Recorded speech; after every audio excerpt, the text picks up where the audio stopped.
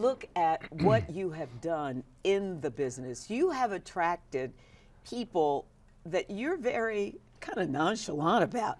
But how did you get Oprah Winfrey and Tyler Perry as customers?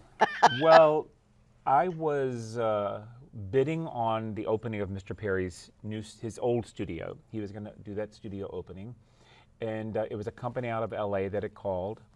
I really didn't know Mr. Perry. I mean, I didn't know of him. I don't keep up and whatever, but we bid, and then we got a call from the company. They said, well, Mr. Perry has decided to go a different direction, so we're off the project.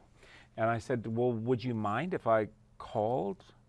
If LA is off the project, that I call since I'm in Atlanta? No, go right ahead. So I called. I was actually in the middle of an event for 10,000 people for Microsoft at Centennial Olympic Park.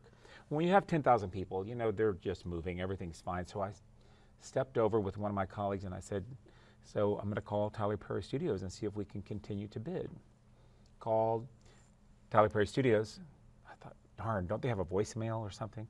And I said, this is Tony Conway. I'm working on Mr. Perry's studio opening. Could you ring me to his office? Hold, please. I was like, just kept waiting for a voicemail that I could just leave a message, you know. And then I get another one, production, same thing, hold please. And then I get Reuben Cannon, and I was explaining, he goes, I know exactly who you are. And I said, well, if you all are still looking for someone in Atlanta to help, he goes, well, can you be at a meeting tomorrow, 10 o'clock? I said, absolutely.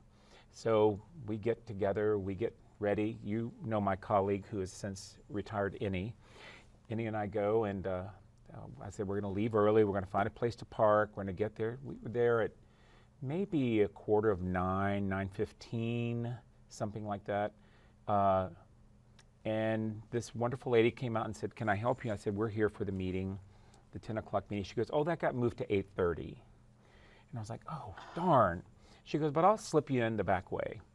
So we slip into the meeting, the back way, a room full of people.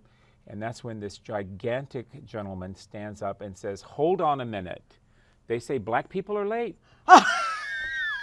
And I was like, oh my goodness. And Mr. Reuben Cannon said, I forgot to tell him the meeting changed and whatever. So that's how it all came about, that we met. And he said to me, he said, I'm bringing all of A-list Hollywood to this opening. And they've said we can't do it in Atlanta, so we have to do it in Atlanta.